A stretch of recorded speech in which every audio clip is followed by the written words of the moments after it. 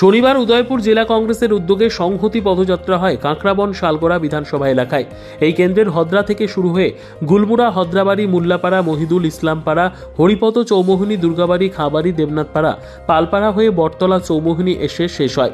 এখানে 41 পরিবারের 137 ভোটার বিভিন্ন দল ছেড়ে আনুষ্ঠানিকভাবে কংগ্রেস দলে যোগদান করে। তাদের হাতে দলীয় পতাকা দিয়ে বরণ করে নেন জেলা কংগ্রেসের সভাপতি টিটন পাল। বিভিন্ন রাজনৈতিক দল থেকে বিশেষ করে বিজেপি এবং সিপিএম ছেড়ে 41 পরিবারের 137 জন ভোটার আনুষ্ঠানিকভাবে সেখানে কংগ্রেস দলে যোগদান করেছে। আর অধিকাংশ ভোটাররাই কাঁকড়াবন বিধানসভা কেন্দ্রের।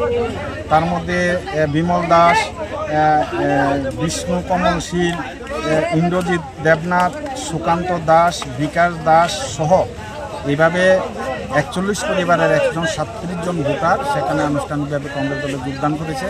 জেলা কংগ্রেস সভাপতি হিসেবে তাদেরকে হাতে দলীয় পতাকা দিয়ে সেখানে বরণ করে নিলাম।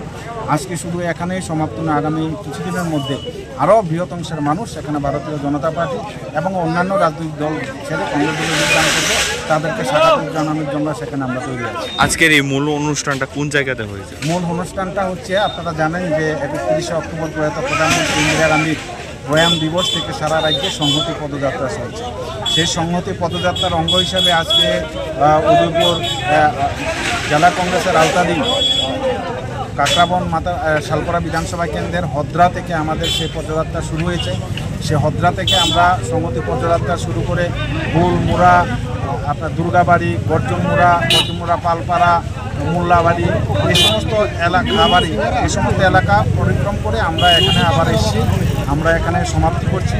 এই সংহতি পদযাত্রার মাধ্যমে আমরা রাজ্যের মানুষের কাছে শুধু একটা আবেদন করতে চাই যে এই সরকারের শাসনে রাজ্যের কখনো জাতি উপজাতি, কখনো হিন্দু মুসলমানের মধ্যে যে বিভেদের প্রাচীর সেখানে তৈরি করার গভীর ষড়যন্ত্র চলছে, সেই ষড়যন্ত্রের বিরুদ্ধে সেখানে আমরা ধিক্কার জানাই।